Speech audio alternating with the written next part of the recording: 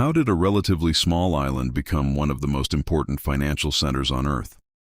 Britain doesn't have the world's largest population, it isn't the world's biggest country, and London isn't even the world's largest city. Yet for centuries, money from around the world has flowed through Britain. Banks, insurance companies, investment firms, stock exchanges, shipping companies, and global businesses. But here's the mystery. How did Britain build a financial system powerful enough to influence economies far beyond its own borders? Was it the British Empire, the Industrial Revolution, the City of London, or something much deeper? The answer is a story of trade, trust, law, empire, innovation, and timing, and once you understand it, you'll see London very differently. Clear context. Britain's financial power didn't appear overnight. It developed over centuries. Britain's island position encouraged maritime trade. Its merchants built international commercial networks. London grew into a major trading center. Financial institutions developed alongside expanding commerce. And eventually, the Industrial Revolution transformed Britain into an economic powerhouse. But Britain's greatest financial advantage came from something less obvious. Trust. Contracts, courts, banks, insurance systems, markets, and established institutions made it easier for people to conduct business across long distances, and that foundation would eventually help London become a global financial hub. Trade created the foundation. Before London became famous for banks and stock markets, it was a trading city. The River Thames connected London to the sea. Ships arrived carrying goods from Europe and increasingly distant parts of the world. Merchants needed financing, ships needed insurance, businesses needed credit, and traders needed reliable systems for settling payments and enforcing agreements. As international commerce expanded, London's financial services expanded with it.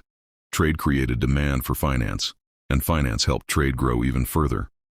This relationship became one of the foundations of Britain's economic rise. But then Britain discovered a new source of power. The Industrial Revolution.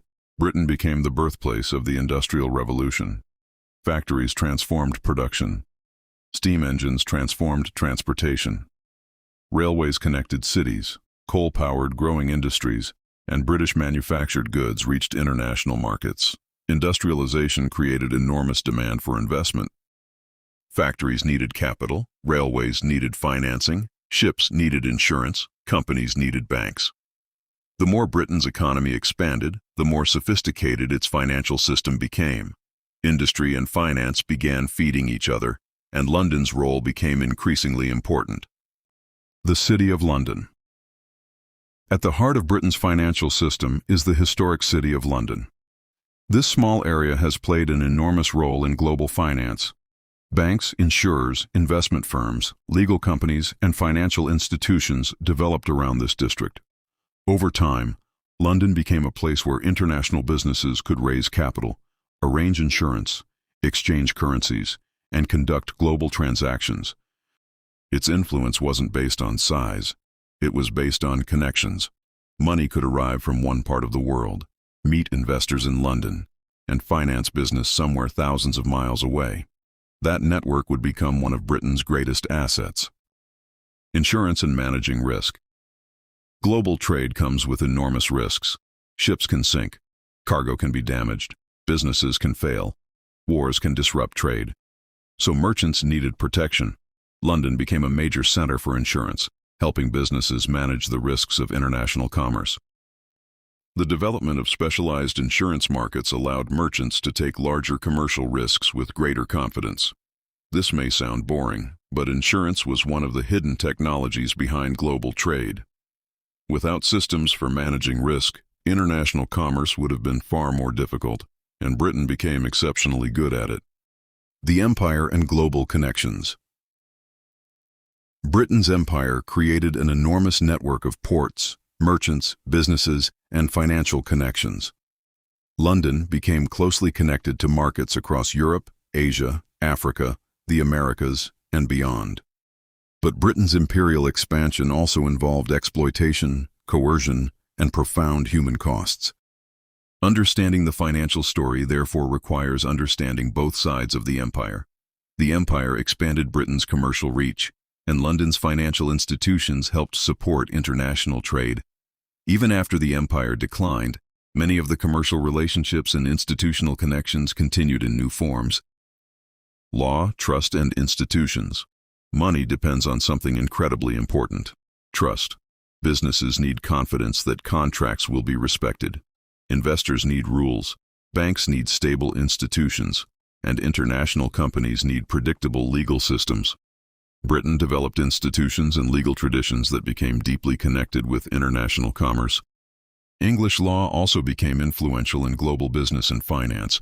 That helped make London attractive to international companies, because when billions of pounds are involved, certainty matters. Why London remains global. Today, London's financial influence extends far beyond traditional banking. The city remains important in areas such as foreign exchange, insurance, investment management, financial services, and international business.